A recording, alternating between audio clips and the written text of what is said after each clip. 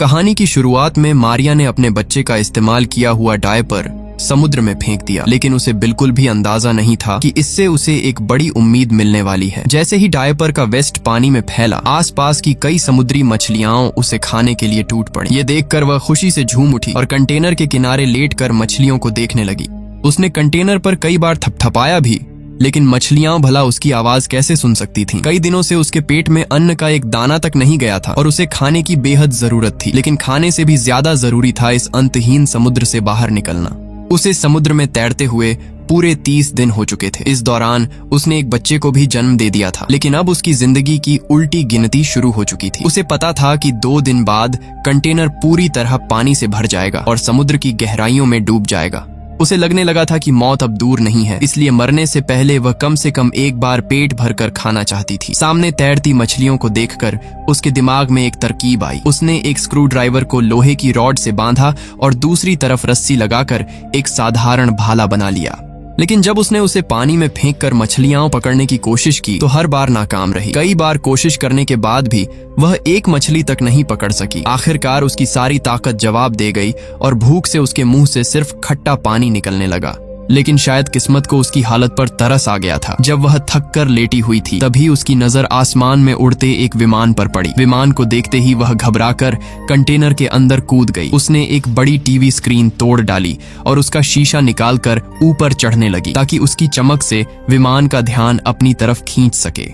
लेकिन तभी एक तेज किनारे ने उसकी जांघ को बुरी तरह चीर दिया। खून बहने लगा, मगर उसने दर्द की परवाह नहीं की। वह किसी तरह स्क्रीन को सिर के ऊपर उठाकर खड़ी रही ताकि उसकी चमक दूर तक दिखाई दे। दुर्भाग्य से विमान तब तक बहुत दूर जा चुका था। अब उसकी उम्मीद भी टूट गई थी और दर्द भी कई गुना बढ़ चुका था। उसके शरीर पर गहरे घाव थे, खून लगातार बह रहा था और उसके पास न दवा थी न कोई इलाज।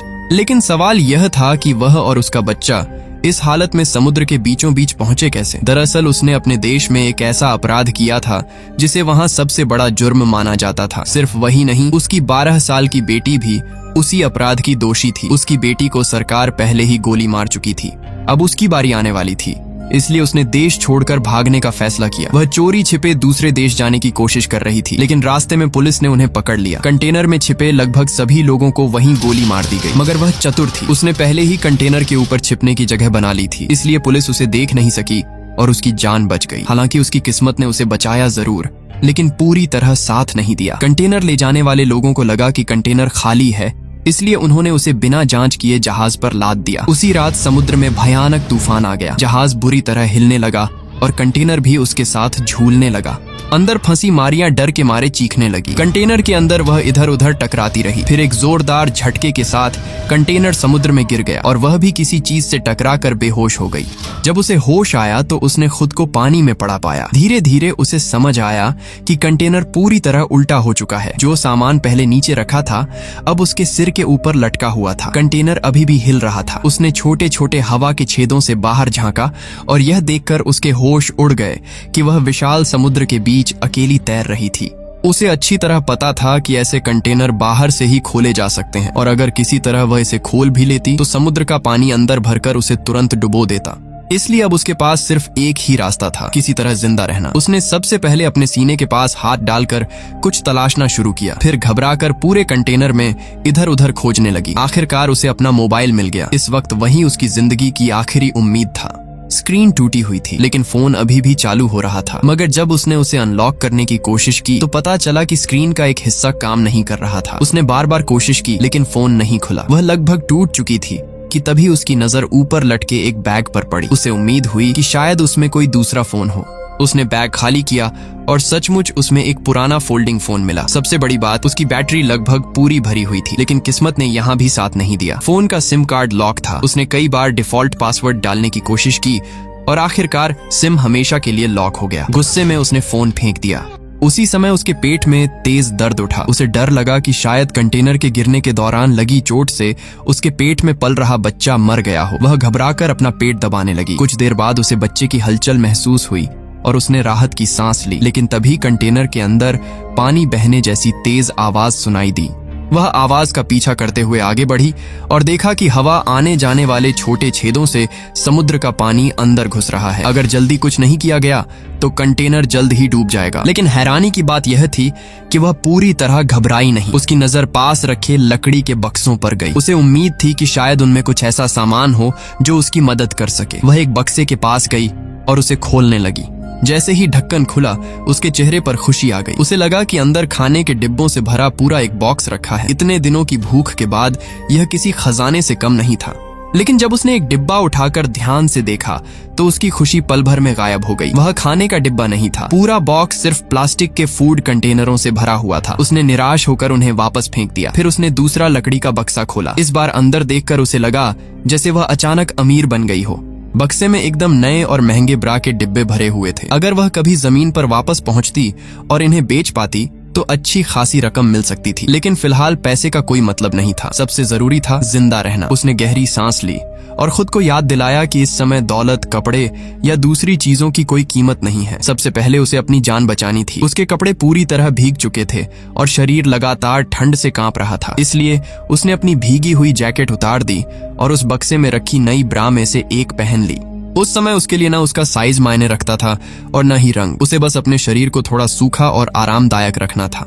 इसके बाद उसने एक और लकड़ी का बक्सा खोला। उसमें एक बड़ा रंगीन टीवी रखा हुआ था। अगले बक्से में कई नए हेडफोन भरे हुए थे। लेकिन इन चीजों का उसकी मौजूदा हालत में कोई उपयोग नहीं था। वह लगातार ऐसी किसी चीज की तलाश में थी जो उसे पानी, खाना या बचने का कोई रास्ता दे सके। फिर उसने एक और बक्सा खोला। इस बार उसके चेहरे पर फिर उम्मीद लौट आई। उसे लगा कि आखिरकार उसे ढेर सारी मिनरल वाटर की बोतलें मिल गई हैं। वह उत्साह से एक बोतल उठाकर देखने लगी। लेकिन अगले ही पल उसका चेहरा उतर गया। बोतल में पानी नहीं था बल्कि तेज शराब भरी हुई थी। उसने निराश होकर बोतल वापस फेंक दी। इस बीच कंटेनर में पानी लगातार बढ़ रहा था। पानी का स्तर अब लगभग उन छेदों तक पहुंच चुका था जहां से समुद्र का पानी अंदर आ रहा था। लेकिन उसे अभी तक ऐसा कुछ नहीं मिला था जिससे उन छेदों को बंद किया जा सके। आखिरकार उसने अपनी उम्मीद ऊपर लटके हुए भारी लकड़ी के बक्सों पर लगा दी। शायद उनमें कोई काम की चीज हो। उसने काफी देर तक कोशिश की कि किसी तरह उन्हें नीचे उतार सके, लेकिन वे इतनी मजबूती से बंधे हुए थे कि हिल तक नहीं रहे थे। थक कर उसे यह कोशिश छोड़नी पड़ी। लेकिन तभी उसके दिमाग में एक और विचार आया। वह घबराने के बजाय शांत हो गई। उसने बैग उठाया और कंटेनर में बिखरी हुई चीजों को इकट्ठा करना शुरू किया। कुछ देर बाद उसे पीले रंग की एक बड़ी टेप मिल गई। उसने तुरंत उसे उठाया और पानी घुसने वाले छेदों पर चिपकाना शुरू कर दिया। हैरानी की बात यह थी कि यह तरीका काम कर गया। टेप लगाने के बाद समुद्र का पानी अंदर आना बंद हो गया। कम से कम फिलहाल के लिए उसने एक बड़ी समस्या टाल दी थी। इसके बाद पानी में तैरती हुई उसे अपनी नोटबुक मिल गई। उसने उसे उठाया और खोला। अंदर उसके परिवार की तस्वीरें लगी हुई थीं। एक तस्वीर में वह अपनी बेटी को गोद में लिए हुए थी और दोनों अपने दोस्तों के साथ जन्मदिन मना रहे थे। तस्वीर देखते ही उसकी आंखें भर आईं। उसे अपनी बेटी की याद आ गई जिसे सरकार पहले ही गोली मार चुकी थी। उस मासूम चेहरे को याद करके उसका दिल दर्द से भर गया। लेकिन तभी कंटेनर के बाहर से एक अजीब और डरावनी आवाज सुनाई दी। आवाज इतनी भयावह थी जैसे कोई चीख रहा हो या दर्द से कराह रहा हो। वह हैरान रह गई। समुद्र के बीचों बीच ऐसी आवाज आखिर कहां से आ सकती थी। वह सावधानी से छेद के पास गई और बाहर झांका। तभी उसकी नजर दूर तैर रहे एक हरे रंग के कंटेनर पर पड़ी। वह धीरे धीरे समुद्र में डूब रहा था। कंटेनर पर बड़े अंकों में 107 लिखा हुआ था। जैसे ही उसने यह नंबर देखा, उसका चेहरा डर से सफेद पड़ गया। वह पागलों की तरह कंटेनर की दीवारें पीटने लगी और पूरी ताकत से चिल्लाने लगी। वजह यह थी कि जब वह और उसका पति देश छोड़कर भाग रहे थे तब दोनों साथ थे, लेकिन रास्ते में भीड़ बहुत ज्यादा होने के कारण वे अलग हो गए थे। उसने अपनी आंखों से देखा था कि उसका पति कंटेनर नंबर 107 में भेजा गया था और अब वही कंटेनर उसकी आंखों के सामने समुद्र में डूब रहा था। घबराकर उसने दोनों फोन उठाए। उसने जल्दी जल्दी अपना सिम कार्ड निकालकर पुराने फोल्डिंग फोन में लगाने की कोशिश की। साथ ही वह लगातार कंटेनर की दीवार पीटकर जैसे अपने पति से कह रही थी कि थोड़ा इंतजार करें। काफी कोशिशों के बाद उसने फोन चालू कर लिया। इस बार कॉल लग भी गई। उसकी धड़कनें तेज हो गईं, लेकिन फोन बजता रहा और दूसरी तरफ से कोई जवाब नहीं आया। वह बेबस होकर सिर्फ देखती रह गई। धीरे धीरे कंटेनर नंबर 107 समुद्र की गहराइयों में समाने लगा। कुछ ही पलों बाद वह पूरी तरह गायब हो गया। उसके साथ शायद उसका पति भी हमेशा के लिए चला गया था। यह दृश्य देखकर उसका दिल टूट गया। ऐसा लगा जैसे उसकी सांस रुक जाएगी।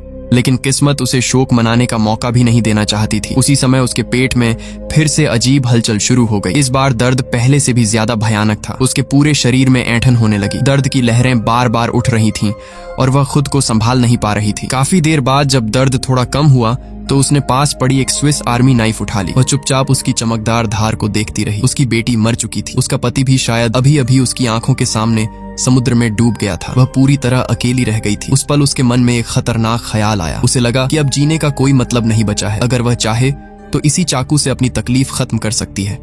लेकिन तभी उसके पेट में अचानक तेज हरकत हुई। उसने हाथ रखकर महसूस किया कि बच्चा जोर जोर से हिल रहा था। ऐसा लग रहा था जैसे वह पेट के अंदर से अपनी माँ को याद दिला रहा हो कि वह अभी अकेली नहीं है। उसके अंदर अभी एक और जिंदगी मौजूद है जो जीना चाहती है। उस पल उसे अपनी सोच पर शर्म आई। उसे एहसास हुआ कि वह अपने दुख में इतनी डूब गई थी कि अपने अजन्मे बच्चे को लगभग भूल ही गई थी। उसने चाकू नीचे रख दिया। उसकी आंखों में फिर से जीने की इच्छा लौट आई। उसने मन ही मन फैसला किया कि आखिरी सांस तक हार नहीं मानेगी। चाहे हालात कितने भी बुरे क्यों न हो जाएं, वह अपने बच्चे के लिए लड़ती रहेगी। उस रात जब वह थक कर लेटी और थोड़ा आराम करने की कोशिश करने लगी, तभी अचानक उसे एक अजीब सी आवाज सुनाई दी। वह आवाज किसी जंगली जानवर की दहाड़ जैसी लग रही थी। आवाज इतनी गहरी और डरावनी थी कि उसकी आंखें तुरंत खुल गईं।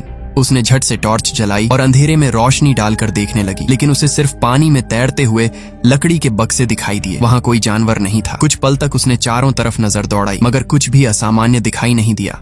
फिर अचानक वही आवाज दोबारा सुनाई दी। इस बार वह और भी साफ थी और ऐसा लग रहा था जैसे कंटेनर के बाहर से आ रही हो। वह सावधानी से हवा वाले छेद तक गई और बाहर झांका, लेकिन बाहर समुद्र पूरी तरह शांत था। लहरें धीरे धीरे उठ रही थीं और दूर तक कुछ भी दिखाई नहीं दे रहा था। न कोई जहाज, न कोई जीव, न कोई खतरा। कुछ देर बाद उसने खुद को समझाया कि शायद लगातार अकेले रहने, डर और तनाव की वजह से उसे आवाजों का भ्रम होने लगा है। वह फिर से लेट गई, लेकिन कुछ ही देर बाद एक जोरदार टक्कर हुई। पूरा कंटेनर हिल उठा। उसके ऊपर रखे लकड़ी के बक्से धीरे धीरे खिसकने लगे। उसने घबराकर ऊपर देखा तो पाया कि एक भारी बक्सा खतरनाक तरीके से झूल रहा था। वह तुरंत वहां से हट गई। अगले ही पल वह बक्सा धड़ाम से नीचे गिर पड़ा।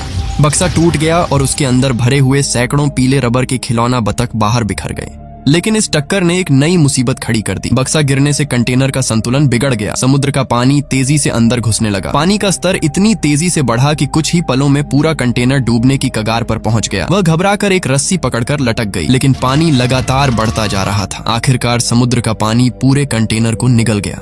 वह घबराकर चीखी और अचानक उसकी आंख खुल गई। कुछ सेकंड बाद उसे समझ आया कि यह सब सिर्फ एक डरावना सपना था। लेकिन जब उसने चारों तरफ देखा तो उसे एहसास हुआ कि हकीकत भी कोई ज्यादा अच्छी नहीं थी। कंटेनर का लगभग 1/3 हिस्सा पहले ही पानी से भर चुका था। अगर उसने जल्द कुछ नहीं किया तो उसका सपना सच बन सकता था।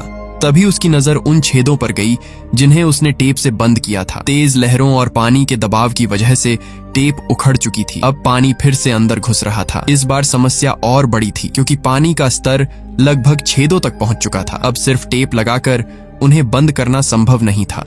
उसने फिर उम्मीद से ऊपर लटके लकड़ी के बक्सों की तरफ देखा। शायद उनमें कोई ऐसा सामान हो जो उसकी मदद कर सके। उसने पहले एक दूसरे बक्से को खिसकाकर इस तरह लगाया कि ऊपर वाले बक्से गिरकर संतुलन न बिगाड़ दें। फिर सावधानी से चाकू निकाला और एक लकड़ी के बक्से को खोलना शुरू किया। काफी मेहनत के बाद जब बक्सा खुला तो उसके चेहरे पर फिर निराशा छा गई। अंदर फिर वही प्लास्टिक के फूड कंटेनर रखे हुए थे। उसे यकीन नहीं हो रहा था कि इतने सारे कंटेनरों का कोई क्या करेगा। गुस्से में उसने एक कंटेनर उठाया, लेकिन तभी उसकी नजर उसके ढक्कन पर पड़ी। अचानक उसकी आंखों में चमक आ गई। ढक्कन के किनारे लगी रबर की सील को देखकर उसके दिमाग में एक शानदार विचार आया। उसने तुरंत उस रबर की पट्टी को खींचकर निकाला। वह मुलायम और लचीली थी। उसे लगा कि शायद यही वह चीज है जिसकी उसे तलाश थी। उसने चाकू से रबर को काटा और उसे पानी आने वाले छेद में ठूंस दिया। कुछ पल तक वह सांस रोके देखती रही। फिर उसके चेहरे पर राहत भरी मुस्कान फैल गई। रबर ने छेद को पूरी तरह बंद कर दिया था। अब वहां से पानी की एक बूंद भी अंदर नहीं आ रही थी। आखिरकार उसने रिसाव रोक दिया था, लेकिन समस्या अभी भी खत्म नहीं हुई थी। हालांकि नया पानी अंदर आना बंद हो गया था, लेकिन कंटेनर के अंदर पहले से जमा पानी का स्तर बहुत ऊपर पहुंच चुका था। अगर पानी ऐसे ही भरा रहा तो कंटेनर धीरे धीरे और भारी होता जाएगा। देर सवेर वह फिर डूब सकता था। इसलिए सिर्फ छेद बंद करना काफी नहीं था, उसे किसी तरह अंदर भरे पानी को बाहर निकालना भी था। तभी उसे टीवी वाले बक्से में रखी एक वॉशिंग मशीन की पाइप दिखाई दी। उसने तुरंत उसे निकाल लिया। फिर पाइप का एक सिरा कंटेनर के एक छेद में लगाया और प्लास्टिक के कंटेनरों की मदद से अंदर का पानी बाहर फेंकना शुरू कर दिया। यह काम बेहद थकाने वाला था, लेकिन धीरे धीरे उसका असर दिखाई देने लगा। पानी का स्तर कम होने लगा। उसने कंटेनर की दीवार पर निशान लगाकर पानी की ऊंचाई दर्ज की और एक दूसरी लाइन खींचकर सबसे खतरनाक स्तर भी चिन्हित कर दिया, ताकि भविष्य में उसे पता रहे कि स्थिति कितनी गंभीर हो सकती है। अब उसे समझ आ गया था कि वह फिलहाल यहाँ से निकल नहीं सकती, इसलिए उसने तय किया कि जब तक कोई रास्ता नहीं मिलता उसे इसी कंटेनर को अपना घर बनाना होगा। उसने लकड़ी के बक्सों को इकट्ठा करके एक छोटा सा बिस्तर बनाया, परिवार की तस्वीरों को दीवार पर टांग दिया ताकि उसे अकेलापन कम महसूस हो। धीरे धीरे उसका मनोबल लौटने लगा। ऐसा लग रहा था जैसे वह हालात से लड़ने का तरीका सीख रही हो, और शायद किस्मत भी पहली बार उसका साथ देने लगी थी। बैग को दोबारा ध्यान से देखने पर उसे उसके अंदर कुछ औजार मिले, साथ ही एक ब्रेड का पैकेट, एक डिब्बा लंचन मीट और सबसे कीमती चीज 2 बड़े कंटेनर साफ पीने के पानी के। इतना ही नहीं, उसे अपने होने वाले बच्चे के लिए रखा गया एक छोटा पीला रबर डक भी मिला। इन चीजों को देखकर उसकी आंखों में लंबे समय बाद उम्मीद की चमक लौट आई। वह अभी उन चीजों को देखकर खुश ही हो रही थी कि अचानक कंटेनर के अंदर फोन की घंटी गूंज उठी। पहले तो उसे यकीन ही नहीं हुआ। इस सुनसान समुद्र के बीच, जहां उसे लगा था कि दुनिया से उसका हर संपर्क टूट चुका है, वहां फोन का बजना किसी चमत्कार से कम नहीं था। वह घबराहट और उत्साह में तुरंत फोन की तरफ दौड़ी। कांपते हाथों से उसने फोन खोला तो स्क्रीन पर एक अनजान नंबर दिखाई दिया। आम हालात में शायद वह ऐसे कॉल को कभी ना उठाती, लेकिन इस समय उसे किसी भी इंसान की आवाज सुनने की इतनी जरूरत थी कि उसे इस बात की परवाह ही नहीं थी कि दूसरी तरफ कौन है। उसने जल्दी से कॉल रिसीव की। तभी फोन के दूसरी तरफ से एक आवाज सुनाई दी, मियां, मियां। ये सुनते ही उसका पूरा शरीर जैसे जम गया। वह आवाज उसके पति की थी। कुछ पल के लिए उसे लगा कि शायद वह सपना देख रही है। उसकी आंखों के सामने तो उसका पति जिस कंटेनर में था वह समुद्र में डूब चुका था। उसने अपनी आंखों से सब देखा था। फिर यह कैसे संभव था? उसे लगा शायद अकेलापन, डर और तनाव उसकी सोच पर असर डाल रहे हैं और यह सब उसके दिमाग का भ्रम है। लेकिन दूसरी तरफ से लगातार उसके पति की आवाज आती रही। धीरे धीरे उसने खुद को संभाला और उसकी बात सुनने लगी। तब उसके पति ने उसे पूरी सच्चाई बताई। रास्ते में तस्करों ने अचानक और पैसे मांग लिए थे। उसके पति के पास उतने पैसे नहीं थे, इसीलिए उन्होंने उसे कंटेनर में चढ़ने ही नहीं दिया और बीच रास्ते में उतार दिया था। यही वजह थी कि वह उस कंटेनर के साथ समुद्र में नहीं गया और उसकी जान बच गई। ये सुनते ही उसकी आंखों से आंसू बहने लगे। इतने दिनों बाद उसे पहली बार ऐसा लगा कि शायद सब कुछ खत्म नहीं हुआ है। कम से कम उसका पति अभी भी जिंदा था। लेकिन उसकी खुशी ज्यादा देर तक नहीं टिक सकी। फोन रखने के कुछ ही समय बाद उसके पेट में फिर से भयानक दर्द शुरू हो गया। इस बार दर्द पहले से कहीं ज्यादा तेज था। उसके पूरे शरीर में ऐंठन होने लगी और उसे महसूस होने लगा कि बच्चा अब जन्म लेने वाला है। कुछ ही देर बाद उसकी पानी की थैली फट गई। उसी रात समुद्र में फिर एक भयंकर तूफान आया हुआ था। बाहर तेज हवाएं चल रही थीं, बिजली चमक रही थी और विशाल लहरें लगातार कंटेनर से टकरा रही थी। उसी अफरा तफरी और भयावह माहौल के बीच उसका बच्चा दुनिया में आने के लिए संघर्ष कर रहा था। वह दर्द से कराह रही थी। हर कुछ मिनट बाद प्रसव पीड़ा की एक नई लहर उसके पूरे शरीर को झकझोर देती थी। तभी अचानक फोन फिर से बज उठा। उसने जल्दी से फोन उठाने की कोशिश की। शायद उसका पति फिर से कॉल कर रहा था, लेकिन दर्द और घबराहट की वजह से उसका हाथ फिसल गया और फोन सीधे पानी में गिर पड़ा। घंटी तुरंत बंद हो गई। वह बस उसे घूरती रह गई। दुनिया से उसका आखिरी संपर्क भी अब हमेशा के लिए खत्म हो चुका था, लेकिन उसकी मुश्किलें अभी भी खत्म नहीं हुई थी। तूफान की वजह से पानी रोकने के लिए लगाए गए रबर प्लग भी निकल गए थे और समुद्र का पानी एक बार फिर तेजी से कंटेनर के अंदर भरने लगा। वह दर्द से कराहते हुए रेंग कर उन छेदों तक पहुंची और उन्हें दोबारा बंद करने की कोशिश करने लगी, लेकिन कंटेनर इतनी बुरी तरह हिल रहा था कि वह ठीक से काम ही नहीं कर पा रही थी। दूसरी तरफ प्रसव पीड़ा लगातार बढ़ती जा रही थी। आखिरकार कई घंटों की असहनीय तकलीफ के बाद उसने उसी कंटेनर के अंदर अपने बच्चे को जन्म दे दिया। समुद्र के बीचों बीच भयंकर तूफान के बीच पूरी तरह अकेले। बच्चे के जन्म के बाद उसने नाल और प्लेसेंटा को एक प्लास्टिक कंटेनर में सुरक्षित रख दिया, लेकिन इस घटना ने उसके अंदर कुछ बदल दिया था। अब वह सिर्फ अपने लिए नहीं जी रही थी। पहले वह किसी तरह खुद को जिंदा रखने की कोशिश कर रही थी, लेकिन अब उसकी गोद में एक मासूम जिंदगी थी जिसकी पूरी दुनिया वही थी। उसे समझ आ गया कि अगर वह यूं ही बैठी रही तो एक दिन इसी कंटेनर के अंदर मर जाएगी। उसे किसी भी कीमत पर बाहर निकलना होगा। इसी दौरान उसकी नजर एक इलेक्ट्रिक ड्रिल पर पड़ी और अचानक उसके दिमाग में एक योजना आई। अगर वह कंटेनर की छत में छेद कर सके तो शायद बाहर निकलने का रास्ता बना सकती थी। उसने बिना समय गंवाए काम शुरू कर दिया। खुशकिस्मती से ड्रिल की बैटरी में अभी काफी चार्ज बचा हुआ था। वह पूरे दिन मेहनत करती रही। धीरे धीरे स्टील की मोटी छत में कई छेद बनने लगे। काम बेहद मुश्किल था। उसके हाथ दर्द से टूट रहे थे शरीर कमजोरी से कांप रहा था, लेकिन वह रुक नहीं रही थी। उसे लगने लगा था कि आजादी अब बस कुछ कदम दूर है। काफी मेहनत के बाद एक चौकोर निकास लगभग तैयार हो गया। बस एक किनारा बाकी रह गया था, लेकिन तभी सबसे बुरा हुआ। ड्रिल की बैटरी पूरी तरह खत्म हो गई और मशीन बंद पड़ गई। वह कुछ सेकंड तक उसे खाली नजरों से देखती रही। निकास लगभग तैयार था, लेकिन पूरी तरह नहीं। उसके सामने अब सिर्फ स्टील की एक मोटी पट्टी बची हुई थी, जिसे हटाना उसके बस की बात नहीं थी। उसने पूरी ताकत लगाई, लेकिन वह उस लोहे को फाड़ नहीं सकी। इतनी मेहनत और उम्मीद के बाद भी आजादी उससे बस कुछ सेंटीमीटर दूर रह गई। और तभी एक नई मुसीबत उसके सामने आ खड़ी हुई। उसकी ब्रेड खत्म हो चुकी थी, लंचन मीट भी खत्म हो गया था। भूख एक बार फिर उसके शरीर और दिमाग को तोड़ने लगी। अब उसके पास न कोई खाना बचा था और न ही यह पता था कि अगला निवाला उसे कहां से मिलेगा। उसकी लड़ाई अब सिर्फ समुद्र और कैद से नहीं, बल्कि भूख से भी थी। जल्द ही उसकी हालत और भी खराब होने लगी। ब्रेड खत्म हो चुकी थी, लंचन मीट का आखिरी टुकड़ा भी खा लिया गया था और अब भूख उसे अंदर से खाए जा रही थी। कई बार उसके मन में आया कि बचा हुआ सारा पानी एक ही बार में पी जाए, लेकिन तभी बच्चे की हल्की सी आवाज उसे फिर होश में ले आती।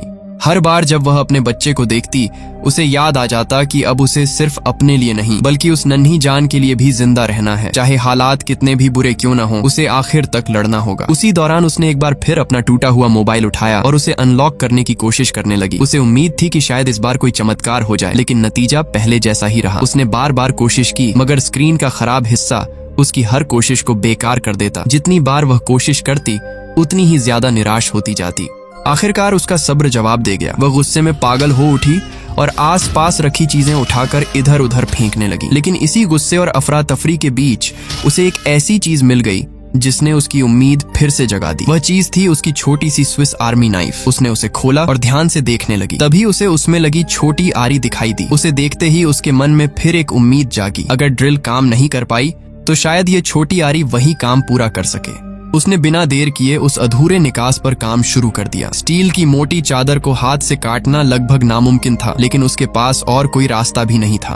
वह घंटों तक लगातार आरी चलाती रही। धीरे धीरे उसके हाथों में छाले पड़ गए, छाले फूट गए और हथेलियों से खून निकलने लगा। दर्द इतना था कि कई बार उसके हाथ सुन्न पड़ जाते, लेकिन वह रुकने को तैयार नहीं थी। उसे लगता था कि अगर वह रुक गई तो शायद कभी बाहर नहीं निकल पाएगी, इसलिए वह हर दर्द को नजरअंदाज करके काम करती रही। उसके शरीर की ताकत खत्म हो रही थी, लेकिन उसके अंदर जीने की इच्छा अभी भी बाकी थी। मगर आखिरकार वह छोटी सी आरी भी अपनी सीमा तक पहुंच गई। इतनी मोटी स्टील शीट को काटते काटते उसकी धार जवाब दे गई और एक झटके में आरी टूट गई। टूटे हुए ब्लेड को हाथ में लेकर वह कुछ देर तक चुप बैठी रही। बाहर निकलने का रास्ता उसकी आंखों के सामने था। वह लगभग आजाद होने वाली थी, लेकिन आखिरी कदम पर फिर रुक गई। ऐसा लग रहा था जैसे किस्मत हर बार उसके सामने उम्मीद रखती और फिर उसे छीन लेती। लेकिन असली मुश्किल अभी भी भूख थी। अब उसके पास खाने के लिए कुछ भी नहीं बचा था। उसका शरीर लगातार कमजोर होता जा रहा था। रात को सोना भी मुश्किल हो गया था, क्योंकि भूख उसे सोने नहीं देती थी। वह करवटें बदलती रहती और पेट में उठती जलन को सहने की कोशिश करती रहती। किसी तरह वह आधी रात तक जागती रही। फिर थकान और कमजोरी के कारण उसकी आंख लग गई। नींद और बेहोशी के बीच की हालत में उसे अचानक भुने हुए मांस की खुशबू महसूस हुई। वह खुशबू इतनी असली लग रही थी कि उसकी आंखें खुल गईं। भूख से बेहाल वह उस खुशबू का पीछा करने लगी। कंटेनर के अंदर इधर उधर टटोलते हुए आखिरकार उसे उसका स्रोत मिल गया। खुशबू एक प्लास्टिक के कंटेनर से आ रही थी। उसने धीरे से उसका ढक्कन खोला। अंदर वही प्लेसेंटा रखा हुआ था जिसे उसने बच्चे के जन्म के बाद संभाल कर रखा था।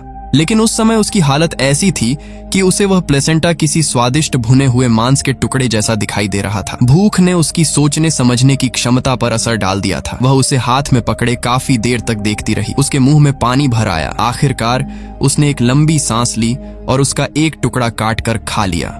एक बार शुरू करने के बाद वह खुद को रोक नहीं सकी। कुछ ही देर में पूरा प्लेसेंटा खत्म हो चुका था। अगले दिन भी उसकी हालत में कोई खास सुधार नहीं हुआ। भूख और कमजोरी लगातार बढ़ती जा रही थी। आखिरकार वह फिर बेहोशी जैसी हालत में चली गई। तभी उसे एक अजीब सपना दिखाई दिया। उसने देखा कि अंधेरे में एक कागज का हवाई जहाज उड़ता हुआ उसकी तरफ आ रहा है। फिर उसे अपनी मृत बेटी दिखाई दी। बेटी उसके सामने खड़ी थी और उससे बात कर रही थी। कुछ देर बाद वह मुड़ी और धीरे धीरे दूर जाने लगी। उसे लगा जैसे वह बेटी को रोकना चाहती है, लेकिन उसके पैर हिल नहीं रहे थे। अचानक उसे एहसास हुआ कि यह सब सिर्फ उसकी कल्पना है। लेकिन अगले ही पल उसे महसूस हुआ कि किसी ने पीछे से उसे गले लगा लिया है। वह स्पर्श बेहद गर्म और सुकून देने वाला था। उसे लगा जैसे उसका पति सचमुच वापस आ गया हो। उसे ऐसा महसूस हुआ कि पति उसके पास बैठा है, उसे एक कंबल ओढ़ा रहा है और कह रहा है कि सब ठीक हो जाएगा। इतने दिनों के दर्द और अकेलेपन के बाद वह उस एहसास में खो गई। उसे लगा जैसे आखिरकार उसकी सारी परेशानियां खत्म होने वाली हैं। तभी उसके चेहरे पर ठंडे पानी की कुछ बूंदें गिरी। वह अचानक चौंक कर जाग गई। उसके चेहरे पर जो ठंडी बूंदें गिर रही थीं, वे किसी इंसान का स्पर्श नहीं थीं, बल्कि ऊपर बने छोटे से छेद से अंदर आ रही बारिश की बूंदें थीं। अब उसे समझ आया कि अभी अभी जो कुछ उसने देखा और महसूस किया था, वह सब सिर्फ एक भ्रम था।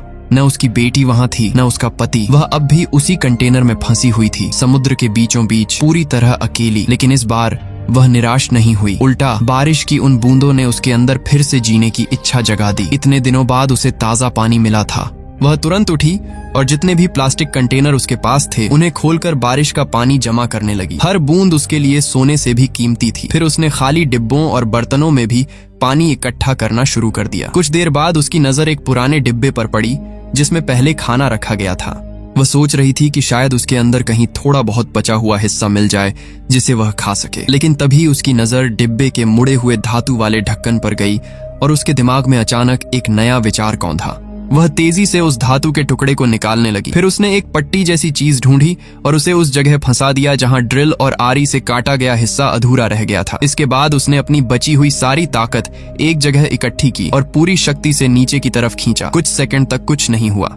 फिर अचानक धातु की तेज आवाज गूंजी। ऊपर की स्टील प्लेट आखिरकार मुड़ने लगी। उसकी आंखों में उम्मीद की चमक लौट आई। वह बार बार खींचती रही, जोर लगाती रही और आखिरकार कंटेनर की छत में इतना बड़ा छेद बन गया कि कोई इंसान उसमें से निकल सके।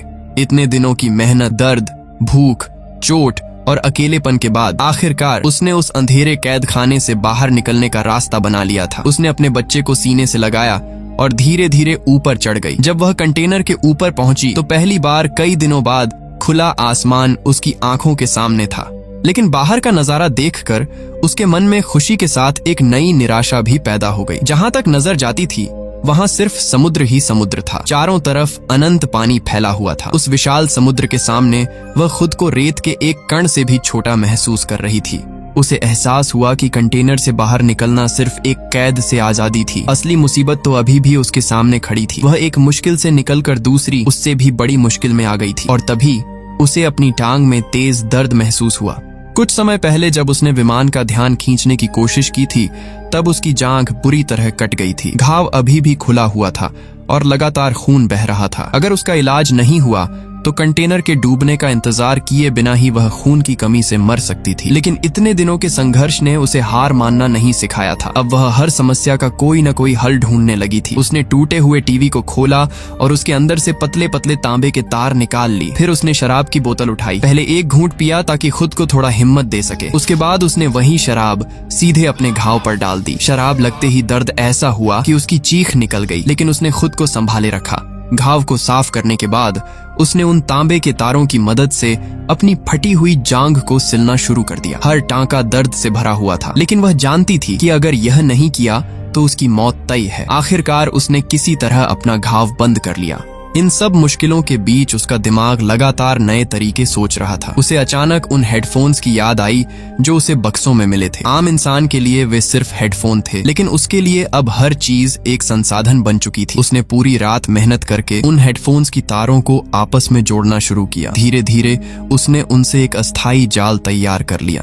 अगली सुबह वह उस जाल को लेकर समुद्र के किनारे बैठ गई। उसके मन में डर भी था और उम्मीद भी। उसने जाल को पानी में डाला और फिर अपने बच्चे के डायपर से निकला मल समुद्र में फेंक दिया। जैसे ही मल पानी में फैलने लगा, मछलियां फिर उसी तरह उसकी तरफ खींची चली आईं। इस बार वह तैयार थी। उसने सही समय का इंतजार किया और अचानक पूरी ताकत से जाल खींच लिया। कुछ ही पल बाद उसकी आंखों में खुशी के आंसू आ गए। उसने आखिरकार अपनी पहली मछली पकड़ ली थी। इतने दिनों की भूख के बाद वह मछली उसके लिए किसी दावत से कम नहीं थी। उसने पेट भरकर खाना खाया और फिर उसी तरीके का इस्तेमाल करके कई और मछलियां पकड़ ली। उसने कुछ मछलियां बांध के लिए भी बचा कर रख ली। अब कम से कम खाने की समस्या कुछ समय के लिए हल हो गई थी, लेकिन मौत का खतरा अभी भी उसके सिर पर मंडरा रहा था। कंटेनर के अंदर पानी लगातार बढ़ रहा था और अब वह उस निशान के करीब पहुंच चुका था जिसे उसने सबसे खतरनाक स्तर के रूप में चिन्हित किया था। इसका मतलब साफ था, अगर जल्द कुछ नहीं बदला तो कंटेनर डूब जाएगा। इसलिए उसने सबसे बुरे हालात के लिए तैयारी शुरू कर दी। अब कंटेनर के अंदर पानी का स्तर लगातार बढ़ रहा था और वह जानती थी कि उसके पास बहुत कम समय बचा है। इसलिए उसने एक साथ कई काम शुरू कर दिए। एक तरफ वह बोतलों और डिब्बों की मदद से कंटेनर के अंदर भरे पानी को बाहर निकालने की कोशिश कर रही थी ताकि डूबने का समय थोड़ा और टल सके। वहीं दूसरी तरफ उसने प्लास्टिक के कंटेनरों में छोटे छोटे कागज रखकर मदद की गुहार लिखनी शुरू कर दी। उसने उन कागजों पर अपनी हालत और अपनी लोकेशन के बारे में जितना बता सकती थी लिखा और फिर उन्हें समुद्र में बहा दिया। उसे उम्मीद थी कि शायद किसी दिन कोई इंसान उन संदेशों को पढ़ ले और उसकी मदद के लिए आ जाए। यह उम्मीद बहुत कमजोर थी, लेकिन फिलहाल उसके पास उम्मीद के अलावा और कुछ था भी नहीं। 2 दिन और बीत गए। हर सुबह वह दूर तक समुद्र को देखती और किसी जहाज, हेलीकॉप्टर या इंसान की तलाश करती, लेकिन हर बार उसे सिर्फ पानी ही दिखाई देता। कोई बचाव दल नहीं आया, कोई मदद नहीं मिली। ऐसा लगने लगा था कि शायद उसके भेजे हुए संदेश भी समुद्र में कहीं खो गए हैं। लेकिन तभी अचानक फोन की घंटी फिर बज उठी। ये वही पुराना फोन था जो अभी तक किसी तरह काम कर रहा था। उसने जल्दी से फोन उठाया। स्क्रीन अभी भी इतनी खराब नहीं हुई थी कि कॉल रिसीव न कर सके। दूसरी तरफ उसका पति था, लेकिन इस बार उसकी आवाज पहले जैसी नहीं थी। उसकी सांसें भारी थीं और बोलते समय ऐसा लग रहा था जैसे वह बहुत दर्द में हो। कुछ सेकंड बाद उसने जो कहा उसे सुनकर उसके पैरों तले जमीन खिसक गई। उसके पति ने बताया कि वह पकड़ा जा चुका है। वह किसी तरह भाग तो गया था, लेकिन भागते समय उसे गोली मार दी गई थी। उसके शरीर से बहुत खून बह चुका था और अब उसे लग रहा था कि वह ज्यादा देर तक जिंदा नहीं रहेगा। ये कोई सामान्य फोन कॉल नहीं थी, ये उसके पति का आखिरी अलविदा था। फोन के दूसरी तरफ से आती कमजोर सांसें धीरे धीरे और धीमी होती गईं। वह लगातार रोती रही, उसे हिम्मत देती रही, लेकिन कुछ मिनट बाद पति की आवाज लगभग गायब हो गई। उसी समय फोन की बैटरी भी खत्म होने लगी। आखिरकार एक ऐसा पल आया जब फोन पूरी तरह बंद हो गया और दूसरी तरफ की आवाज हमेशा के लिए खामोश हो गई। उसका पति मर चुका था। वह लंबे समय तक वहीं बैठी रही। उसके हाथों में बंद फोन था और आंखों से आंसू लगातार बह रहे थे। उसे ऐसा लग रहा था जैसे उसकी जिंदगी में बची हुई आखिरी उम्मीद भी खत्म हो गई हो। अब दुनिया में ऐसा कोई इंसान नहीं बचा था जो जानता हो कि वह समुद्र के बीच फंसी हुई है। कोई नहीं जानता था कि वह अभी जिंदा है। कोई नहीं जानता था कि उसे मदद की जरूरत है। कुछ समय के लिए उसके अंदर जीने की इच्छा भी खत्म हो गई, लेकिन फिर उसकी नजर अपने बच्चे पर पड़ी। उस मासूम ने अभी तक दुनिया को ठीक से देखा भी नहीं था। उसने न जमीन देखी थी, न शहर, न पेड़, न लोग। उसकी पूरी दुनिया सिर्फ उसकी माँ थी। यही सोचकर वह फिर से टूटने और संभलने के बीच झूलने लगी। वह हार मान लेना चाहती थी, लेकिन बच्चे की वजह से हार नहीं मान सकती थी। इसी दौरान उसने अपनी जेब में हाथ डाला और एक छोटी सी चॉकलेट निकाली। यह कोई साधारण चॉकलेट नहीं थी। ये वही चॉकलेट थी जो उसके पति ने उनसे अलग होने से पहले उसके हाथ में रखी थी। इतने दिनों की भूख और तकलीफ के बावजूद उसने उसे कभी नहीं खाया था। कई बार वह इतनी भूखी हुई कि आंखों के सामने अंधेरा छाने लगा, लेकिन फिर भी उसने उस चॉकलेट को नहीं छुआ, क्योंकि वह सिर्फ चॉकलेट नहीं थी, वह उसके पति की आखिरी निशानी थी। जब भी वह उसे हाथ में पकड़ती, उसे ऐसा महसूस होता जैसे उसका पति अभी भी उसके साथ है, जैसे उस छोटे से टुकड़े में पति की गर्माहट और उसका हौसला अभी भी मौजूद हो। उस रात उसने चॉकलेट को हाथ में लेकर बहुत देर तक बैठी रही। अगले दिन जब सूरज निकला तो उसके अंदर फिर से जीने की इच्छा लौट चुकी थी। उसने फैसला कर लिया था कि वह हार नहीं मानेगी। अब उसके दिमाग में एक नई योजना थी। उसने प्लास्टिक के कंटेनरों और लकड़ी के तख्तों को इकट्ठा करना शुरू किया। कई घंटों की मेहनत के बाद उसने एक छोटा सा अस्थायी बेड़ा तैयार कर लिया। पहले उसने उसे समुद्र में फेंक कर देखा। बेड़ा पानी पर तैरने लगा। ये देखकर उसे राहत मिली। फिर उसने अपने बच्चे को सावधानी से उस पर बांध दिया ताकि अगर कुछ भी हो जाए तो बच्चा पानी में न गिरे। इसके बाद उसने अपने लिए दूसरा बेड़ा बनाना शुरू किया। उसी दौरान उसने देखा कि कुछ समुद्री पक्षी नीचे आकर उसकी पकड़ी हुई मछलियों को खाने की कोशिश कर रहे हैं। आम हालात में शायद कोई इंसान गुस्सा हो जाता, लेकिन उसे यह देखकर खुशी हुई, क्योंकि समुद्री पक्षियों का मतलब था कि कहीं न कहीं जमीन मौजूद है। पक्षी समुद्र के बीचों बीच बहुत दूर तक नहीं जाते। अगर यहाँ सीगल दिखाई दे रहे थे तो इसका मतलब था कि किनारा शायद बहुत दूर नहीं है। कई दिनों में पहली बार उसे लगा कि शायद बचने की उम्मीद सच में मौजूद है। लेकिन उसी रात उसकी सबसे बड़ी मुसीबत फिर सामने आ गई। कंटेनर आखिरकार जवाब देने लगा था। इतने दिनों तक समुद्र की लहरों, तूफानों और लगातार बढ़ते पानी का सामना करने के बाद अब उसकी हालत बेहद खराब हो चुकी थी। जिन छेदों को उसने बड़ी मेहनत से बंद किया था वे एक एक करके फिर खुलने लगे। समुद्र का पानी तेजी से अंदर घुसने लगा। कुछ ही मिनटों में कंटेनर के भीतर पानी का स्तर तेजी से बढ़ने लगा। यह देखकर उसे समझ आ गया कि अब इस कंटेनर को बचाया नहीं जा सकता। लेकिन तभी उसने ऐसा काम किया जिसकी किसी ने उम्मीद नहीं की होती। वह अचानक कंटेनर के अंदर जमा पानी में कूद गई। ऐसा लग रहा था जैसे वह किसी खास चीज की तलाश कर रही हो। वह बार बार पानी के अंदर गोता लगा रही थी और कुछ ढूंढने की कोशिश कर रही थी, लेकिन इसी दौरान उसके पैर में एक पट्टा उलझ गया। उसने उसे छुड़ाने की कोशिश की, फिर दूसरी बार कोशिश की, फिर तीसरी बार, लेकिन हर बार नाकामी मिली। वह अभी तक स्थिति की गंभीरता को पूरी तरह समझ नहीं पा रही थी। उसका सारा ध्यान सिर्फ एक चीज पर था। आखिरकार उसे वह प्लास्टिक कंटेनर मिल गया जिसे वह ढूंढ रही थी। उसने उसे तुरंत खोलकर देखा। अंदर वही चॉकलेट रखी थी, वही चॉकलेट जो उसके पति की आखिरी निशानी थी।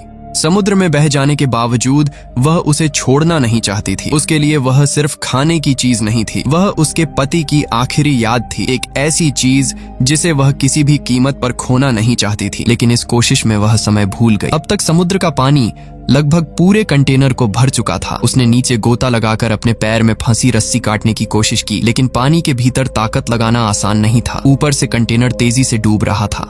वह ऊपर आई और आखिरी बार गहरी सांस ली, फिर दोबारा नीचे गई।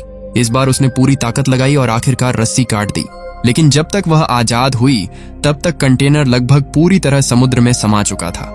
वह तेजी से ऊपर तैरकर सतह पर पहुंची, लेकिन ऊपर आते ही उसके होश उड़ गए। उसका बच्चा दिखाई नहीं दे रहा था। जिस बेड़े पर उसने बच्चे को बांधा था वह कहीं नजर नहीं आ रहा था। घबराकर उसने चारों तरफ देखना शुरू किया। तभी उसकी नजर दूर पानी में किसी काले विशाल साए पर पड़ी। वह चीज बहुत बड़ी थी और धीरे धीरे उसकी तरफ बढ़ रही थी। समुद्र की शांति के बीच उसकी आवाज गूंज रही थी। उस पल उसे लगा कि शायद अब सब खत्म हो चुका है। मौत उससे कुछ ही कदम दूर थी।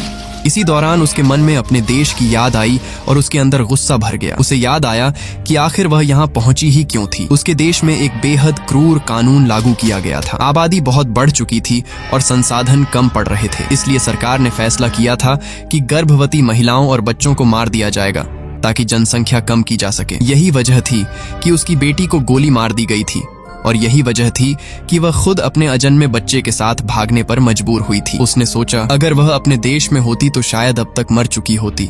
लेकिन तभी कुछ अजीब हुआ। वह विशाल काला साया उसकी तरफ नहीं आया, बल्कि वह उस दिशा में गया जहां उसका बच्चा बह गया था। कुछ ही सेकंड बाद समुद्र में एक विशाल फुहारा उठा। उस जीव ने अपने सिर के ऊपर से पानी की एक बड़ी धार हवा में उछाली। पानी के छींटे सीधे बच्चे के पास गिरे और बच्चा जोर जोर से रोने लगा। जैसे ही उसने बच्चे की रोने की आवाज सुनी, उसकी आंखों में उम्मीद लौट आई।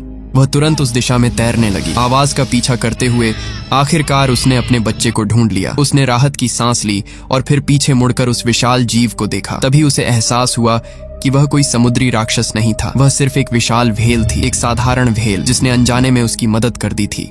रात किसी तरह बीत गई। वह अपने बच्चे के साथ समुद्र में तैरती रही। ठंड लगातार बढ़ती जा रही थी। सुबह होने तक उसका शरीर लगभग सुन्न हो चुका था। वह इतनी कमजोर हो गई थी कि कई बार उसकी आंखें बंद होने लगीं। उसे लग रहा था कि शायद अब वह ज्यादा देर तक होश में नहीं रह पाएगी।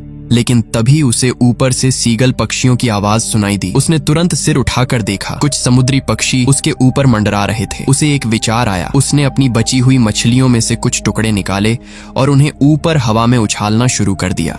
जैसे ही मछली के टुकड़े पानी पर गिरे, और भी कई सीगल वहां इकट्ठा होने लगे। कुछ ही देर में पक्षियों का एक बड़ा झुंड उसके ऊपर चक्कर लगाने लगा। उसे नहीं पता था कि दूर समुद्र में एक मछली पकड़ने वाली नाव भी उसी दिशा में जा रही थी। नाव पर मौजूद लोगों की नजर अचानक उन पक्षियों पर पड़ी। उन्हें लगा कि शायद वहां बड़ी मात्रा में मछलियां होंगी, इसलिए उन्होंने अपनी नाव उसी दिशा में मोड़ दी। धीरे धीरे नाव उसके करीब पहुंचने लगी और कई दिनों से समुद्र में मौत से लड़ रही मारिया की किस्मत आखिरकार बदलने वाली थी।